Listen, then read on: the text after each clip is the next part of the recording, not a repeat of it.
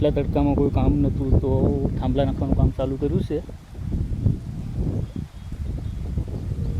જો એક ભાઈ કેટલી મહેનત કરીને આવે છે તમને બતાવું. જો આવે બાલ્ટીમાં માલ લઈને.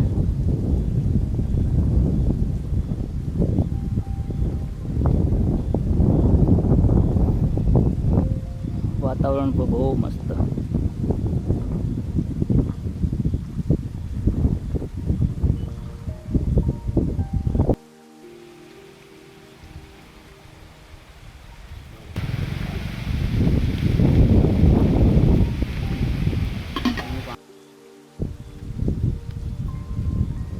ભાઈ એક થાંભલો કેટલાનો હતો? 400 રૂપિયા.